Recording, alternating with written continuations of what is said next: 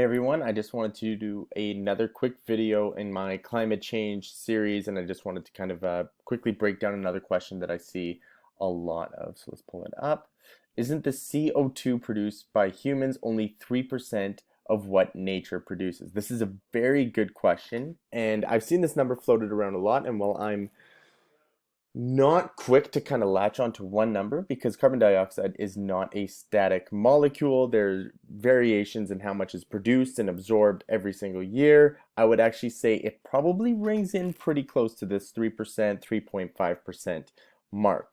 To top that off, carbon dioxide is actually responsible for a very small volume or share of overall atmospheric gases. Carbon dioxide, I think, rings in at 0.04%, whereas nitrogen comes in around 78%, oxygen 21%. So I understand the skepticism about the role that humans play in actually shifting atmospheric gases. It sounds inconsequential. However, I like to use this analogy. This is the bathtub scenario, and it's not my own analogy, but I think it's a very good one. CO2 emissions can be thought of like the flow of water into a bathtub.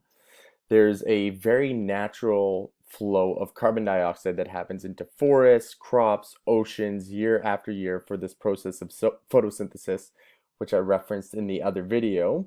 Absorption being greatest in the spring, lowest in the fall. When plants decompose, they release that carbon dioxide into the atmosphere.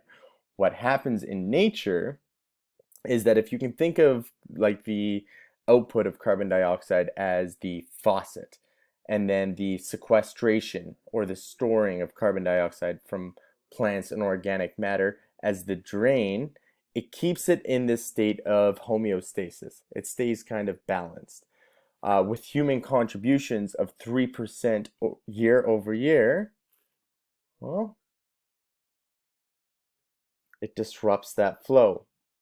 It kind of increases the level of water in that bathtub scenario. So fossil fuels, oil, petroleum, natural gas are often referenced kind of as almost like culprits. I'm just going to move my screen over here for their role in increasing the amount of carbon dioxide that is emitted into the atmosphere.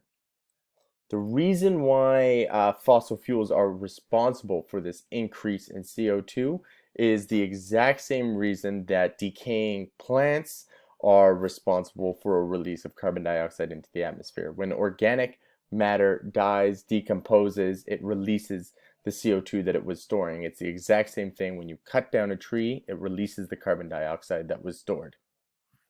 Fossil fuels are essentially decayed organic matter, dead plants and animals that have been stored and compressed in kind of geological reserves for millions of years, and then once they are burned or combusted, it releases the carbon dioxide that those plants were storing. So that's why that comparison is made. 3% doesn't sound like much, but it actually represents between 30 to 40 billion tons of carbon dioxide. That's essentially what humans are responsible for releasing into the atmosphere year after year. And with that bathtub scenario or that analogy, it's pretty clear those levels are going to rise because we haven't managed to make a drain that can store the increased levels of carbon dioxide that is being pumped into the atmosphere. Anyways, so that's it. I wanted to keep this video a little bit short, give you a little illustration analogy to kind of just help clarify it. Maybe for some of you, if you have questions about the content of this, or you want me to discuss something else in another video, I'd be more than happy to do it. Aside from that, beautiful night here in Toronto, and I'm glad you checked in. Okay, thank you. Bye.